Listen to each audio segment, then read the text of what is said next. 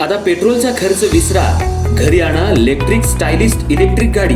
100% भारतीय बनावटीची electrics EV electric गाडी आता उपलब्ध।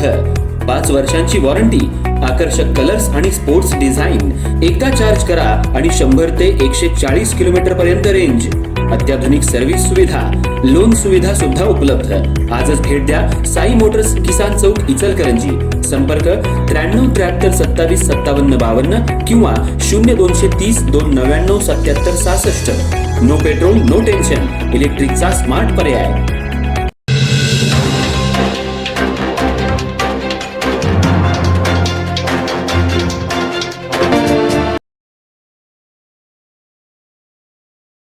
इचलकरंजी महानगरपालिकेची उद्याची सर्वसाधारण सभा ठरणार वादळी। 67 विषयांवरून सत्ताधारी विरोधक आमने सामने। इचलकरंजी महानगरपालिकेची सर्वसाधारण सभा उद्या 25 जून रोजी होणार असून ही सभा पुन्हा एकदा वादळी ठरण्याची शक्यता आहे। तब्बल 67 विषयांवर चर्चा होणार असल्यानं सत्ताधारी आणि विरोधकांमध्ये जोरदार खडाजंगी होण्याचे संकेत मिळत आहेत। शहरातील बस सेवा, शिवतीर्थ परिसर, अतिक्रमण हटाव, महिलांसाठी सुविधा, शाळा दुरुस्ती, शहर विस्तार तसंच पाणी योजनांवरून सभागृह तापण्याची शक्यता आहे। इचलकरंजी महानगरपालिकेची सर्वसाधारण सभा गुरुवारी दुपारी 12:15 वाजता महानगरपालिकेच्या डॉक्टर बाबासाहेब आंबेडकर सभागृहात आयोजित करण्यात आली आहे। महापौर उदय धातुंडे यांच्या अध्यक्षतेखाली होणाऱ्या या सभेत तब्बल 67 विषयांवर चर्चा आणि निर्णय अपेक्षित आहेत।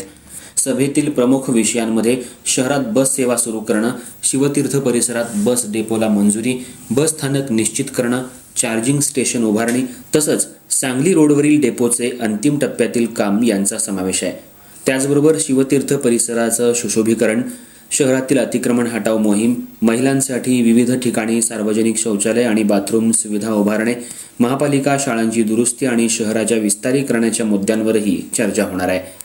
महापालिकेच्या यापूर्वी झालेल्या 6ही सर्वसाधारण सभा गदारोळ, आरोप प्रत्यारोप आणि आक्रमक भूमिकांमुळे चर्चेत राहिल्या आहेत। त्यामुळे उद्याची सभा देखील तितकीच तापण्याची शक्यता व्यक्त होतीये। इचलकरंजी शहर डिजिटल बोर्ड मुक्त करण्याचं धोरण असताना पुन्हा डिजिटल बोर्ड का लावले असा सवाल सभागृहात उपस्थित होण्याची शक्यता आहे। दरम्यान शहराच्या पाणी पुरवठ्याचा मुद्दाही सभेमध्ये गाजण्याची चिन्ह आहेत। सुळकुड पाणी योजना मंजूर असताना नव्यानं राधाकृष्ण पाणी योजनेसाठी हालचाली सुरू झाल्याचा मुद्दा विरोधकांकडून उपस्थित केला जाऊ शकतो।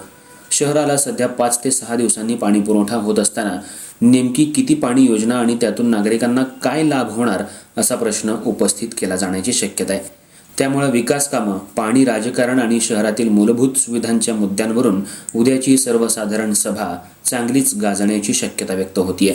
पण भाजपच्या आणि महायुतीच्या या सभेनिमित्त शहरात डिजिटल बोर्ड लावण्यात आले होते।